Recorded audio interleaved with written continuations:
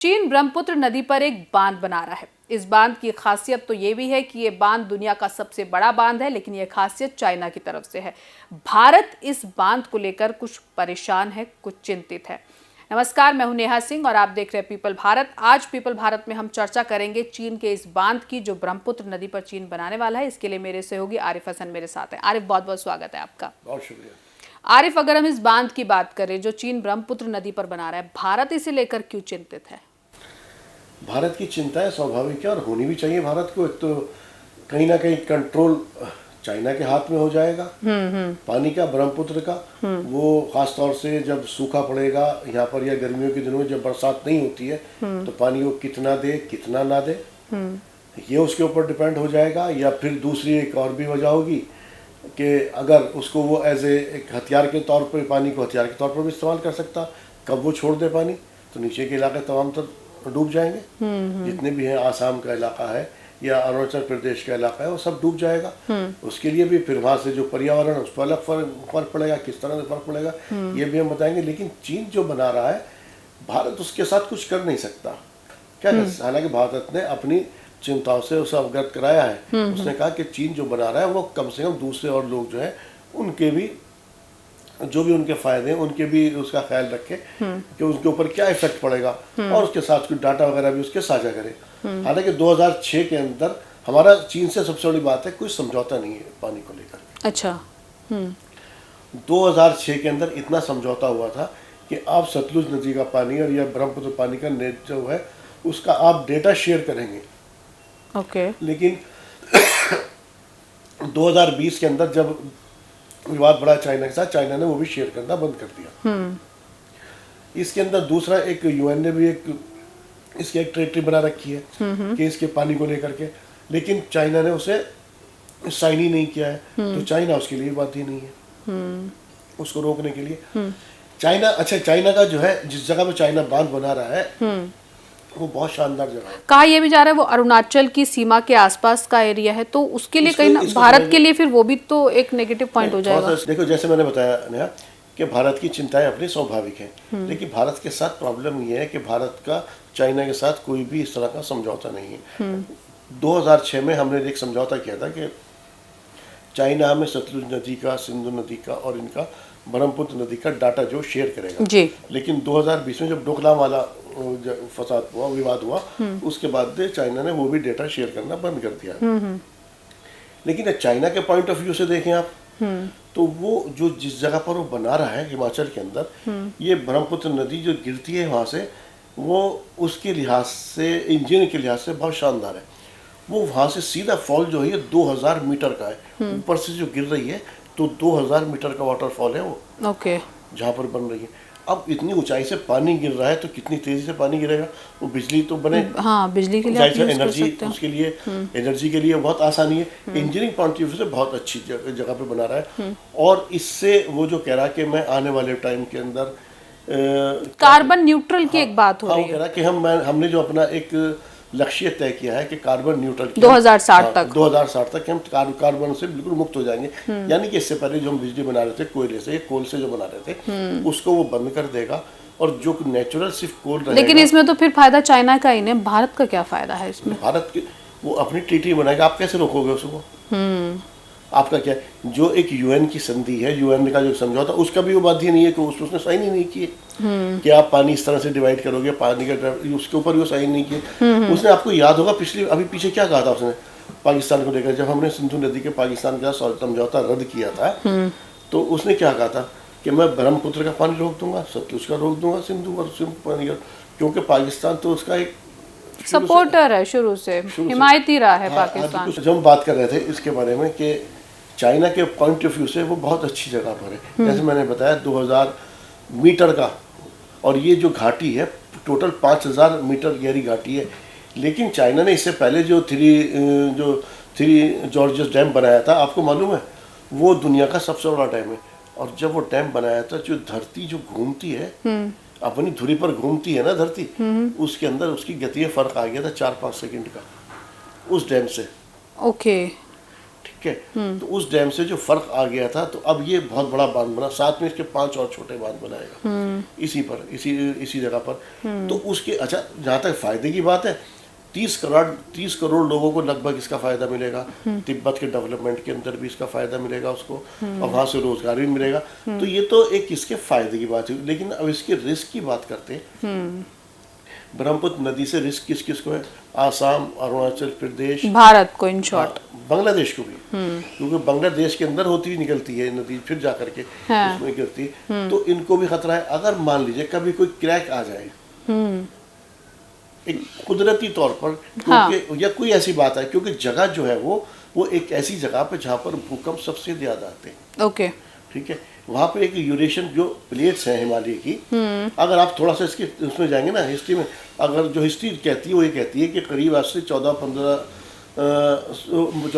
करोड़ साल पहले ये हिस्सा जो था, एक हिस्सा भारत भी एक अफ्रीका का हिस्सा था। अफ्रीका और ऑस्ट्रेलिया के साथ लगा हुआ था। अगर आप इसका अभी आप इसका अध्ययन करें तो उसमें लगेगा प्लेट्स हिली, और ये प्लेट्स हिली, और प्लेट्स हिल के ये आहिस्ता आहिस्ता के अलग हुआ। और ये जो प्लेट्स जो हिल के, अब इसके अंदर एक यूरेशियन प्लेट है और एक इंडियन प्लेट है। ये आपस में जब टकराती है तो हर साल ये 4 से 5 सेंटीमीटर फिर भी ये दूर हट जाती। तो ये जो एक केंद्र बना रहता है और यहाँ पे भूकंप आते रहते हैं इसके अंदर। तो ये भूकंप के आने से, कोई कुदरती आफत आने से, कोई अगर डैम टूट जाए तो क्या होगा इससे? सबसे बड़ी बात तो क्या होगा? जो आसपास के इलाके हैं, जो हमारी सियांग घाटी है आसाम के अंदर, उसके अंदर जो आदिवासी, वो पूरी पॉपुलेशन खत्म हो गई। बिल्कुल बिल्कुल। जो हमारा पर्यावरण है, इस इलाके में एक सींग वाला गेंडा पाया जाता है, जो कि बहुत दुर्लभ प्रजाति है। तो वो आपका, तो उससे वो तमाम उसको जहाँ आपका लॉस होगा। दूसरी बात, जब ये नदी बहती है तो इसके साथ आकर के गाद आती है। गाद जो आती है निकल करके, तो इस ये गाद जो है आपकी जमीन को उपजाऊ बनाती है खेती के लिए, इस सब चीजों के ऊपर, यानी कि एक तरह से आपकी इकोनॉमिकली, यानी कि आर्थिक तौर से भी आपको इस बात का नुकसान होगा। तो भारत की अपनी चिंताएं जो है वो स्वाभाविक है इसके अंदर, ऐसा नहीं है। लेकिन चाइना को आप रोकेंगे कैसे? आपके लिए आप जाने के चाइना से कहा है हमने इस बात के लिए, लेकिन आप उसको प्रेशर नहीं दे सकते। और चाइना ने ये भी नहीं कहा कि हम बातचीत करने के लिए, उन्होंने कहा हम बातचीत करने के लिए तैयार हैं, लेकिन किसी को इसके लिए इतना फिक्रमंद होने की जरूरत नहीं है। लेकिन हम काफ़ी समय से अब चाइना के साथ रिश्ते कोशिश कर रहे हैं कि सुधर जाएं किसी भी तरह से, और चाइना के लगातार हम पिछले कुछ टाइम के अगर स्टेप्स देखें, जैसे अपने इंजीनियर्स वापस बुला लिए थे, ऑटोमोबाइल के लिए कच्चा माल देना बंद कर दिया था, फर्टिलाइजर्स की आपने बताई थी बातें, रेयर अर्थ मेडिकल जो मटेरियल्स होता है उसको बंद कर दिया था। अब ये जो बांध बनाया जा रहा है, तो कहीं ना कहीं चाइना अपनी तरफ से लगातार भारत के खिलाफ ही काम कर रहा है। ऐसा कुछ चाइना ने दिखाया नहीं कि भी हमें भी आपकी जरूरत है, या ठीक है आप अगर अच्छा कर रहे हैं तो 1-2 स्टेप हम भी अच्छे ले लें।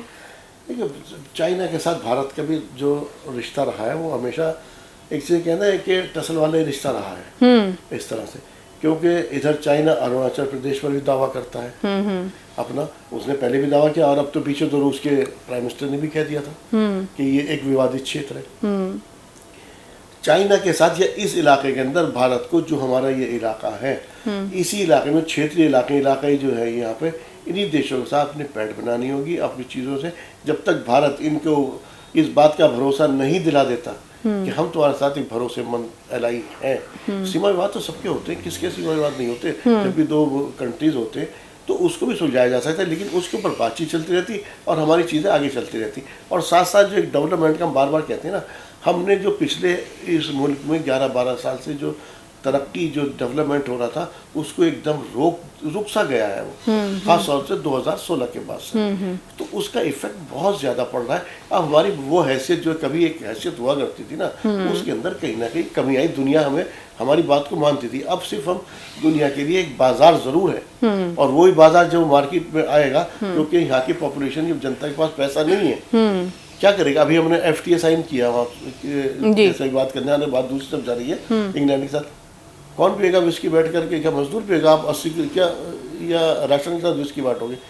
आपकी बात वही है जो आपके सबसे बड़े, देखिए अटल बिहारी वाजपेयी, स्वर्गीय अटल बिहारी वाजपेयी ने कहा था कि आप अपने दोस्त बदल सकते हो लेकिन आप पड़ोसी नहीं बदल सकते। बिल्कुल। तो पड़ोसियों से हमें रिश्ते इस तरह से बनाने होंगे कि वो साथ साथ हमारी, और वो भी चाइना जैसा पड़ोसी जो मतलब इतना ताकतवर हो, आप उनसे कैसे खराब कर सकते हैं रिश्ते? दुनिया को उसने, आधी दुनिया उसके ऊपर डिपेंड है। कोई चाइना से आज के दौर के अंदर, और आपके साथ तो एक पॉजिटिव पॉइंट है कि आपका पड़ोसी है, पड़ोसी है। और अच्छा, आपके साथ तो इतना, उसके बाद एक समझौता आपका आज तक भी है कि आप एक दूसरे के ऊपर फायर नहीं खोलोगे। आपने पीछे जो भी गलवान में हुआ था, फायर फिर भी नहीं खुला था। आप इस बात को याद रखिए। हाँ बिल्कुल। इसके बीच में तो ऐसा नहीं है, आप उससे रिश्ते लेकिन आरिफ, अगर हम कुछ पीछे जाएं, पीछे की सरकारों की बात करें, क्या उस दौरान के रिश्ते इस दौरान के रिश्तों से कुछ बेहतर थे? अगर पीछे की बात करें तो अभी हमें उसके बाद से कभी बॉर्डर पर जो कि 2020 में टकराव देखने को मिला, इस तरह का टकराव देखने को नहीं मिला था पहले भी कभी। हाँ नहीं, 1962 के बाद से हमने देखा, 1962 के बाद से इस तरह की चीजें नहीं मिली थी। लेकिन अब हम जो हमें देख रहे हैं, अब हमारा, मैं बार बार कहता हूँ, हमारा वेस्ट के करीब, पहले हम रूस के अलाइ थे। अगर चाइना से हमें कोई प्रॉब्लम आती थी, रूस हमारी बहुत मदद करता था। आज भी रूस हमारी मदद करने को तैयार है। लेकिन आज जो हम जाकर खड़े हो गए ना, वेस्ट के साथ हम खड़ा हुआ दिखा रहे हैं, अमेरिका के साथ, तो आप जो वेस्ट का अलाई बनने की कोशिश कर रहे हैं, उसका नुकसान आपको उठाना पड़ रहा है। हालांकि चाइना अपनी जो भी परियोजना है, जैसे हम अभी डैम की बात कर रहे हैं, इसके अंदर इस डैम के बाद क्या होगा, इसको ऐसे हथियार भी इस्तेमाल कर सकता है। कुछ लोग इसको ये भी कह रहे हैं कि वो, हालांकि इसमें मुझे कोई दम नहीं लगता कि पाकिस्तान के, हमने सिंध नदी समझौता जो खत्म किया है, तो चाइना इस वजह से कर रहा है। चाइना की अपनी परियोजनाएं होती है और उसके वैसे भी एक्सपेंशन की जो पॉलिसी है वो वैसे भी चलती है। लेकिन क्या ये चीज जैसे आप निकली, क्या ऐसा हो सकता है कि चाइना फिर से धमकी दे? अगर भारत पाकिस्तान के खिलाफ कोई स्ट्रॉन्ग स्टेप लेता है, तो चाइना धमकी जैसे युद्ध के दौरान, तनाव के दौरान दी थी, क्या दोबारा से चाइना ये तो कर सकता है? तो चाइना ही पाकिस्तान की बैक पर लड़ रहा था, हथियार सब वहीं से थे। इसलिए हम इसको जो वाटर बॉम्ब का नाम दिया, जो वहाँ के चीफ मिनिस्टर हैं आसाम के, उन्होंने इसको वाटर बॉम्ब का नाम दिया। क्यों दिया वाटर बॉम्ब का नाम? भाई अगर उसने पानी छोड़ दिया, वो तो ऐसे हथियार भी इस्तेमाल कर सकता है ना। आपकी पूरी पॉपुलेशन, आपकी सामरिक ठिकाने जितने भी वहाँ पे हुए, वो सब आपके खत्म हो जाएंगे। तो एक झटके के अंदर चाइना से कोई भरोसा थोड़ी है। चाइना को जब तक आपसे फायदा मिल रहा है, ठीक है, आपकी बात सुन रहा है। जिस दिन उसे लगेगा कि अब आप उसकी नहीं सुन रहे या आप उसके लिए खतरा है, तो किया क्या जा सकता है आरिफ? सवाल फिर यही है, किया क्या जाए? भारत को करना क्या होगा? बहुत अच्छा मौका है। बांग्लादेश भी खतरे में, बांग्लादेश के अलावा बांग्लादेश से बात कीजिए, आसाम या इधर जो आसपास के जिन लोगों को इसका नुकसान होगा, जो कंट्रीज हैं इसमें, उनको लेकर के आप उनसे बात कीजिए, समझौते लेकर चाइना से बात कर सकते हैं। और रूस को साथ में एक कॉन्फिडेंस है, रूस के साथ बात कीजिए, रूस आपको इसमें कुछ ना कुछ आपको चीजें दिला देगा। चलिए, बहुत बहुत शुक्रिया आरिफ आपका। तो भारत को कहीं ना कहीं अपने पुराने दोस्तों के पास जाना होगा, वही पुराने दोस्त आपकी मदद करेंगे जो निकलकर चीजें सामने आ रही हैं। और इसी के साथ साथ भारत को चाइना से भी बात तो करनी होगी, क्योंकि एक नारा नेहरू जी ने दिया था, हिंदी चीनी भाई भाई, वो शायद चाइना को अभी भी याद होगा। उस नारे की एक बार फिर से याद दिलानी होगी, ताकि रिश्ते सुधरे और भारत के लिए ये जो डैम बन रहा है ये नुकसानदायक ना होकर फायदेमंद हो। फिलहाल मेरे साथ इतना ही, मुझे दीजिए इजाजत, नमस्कार।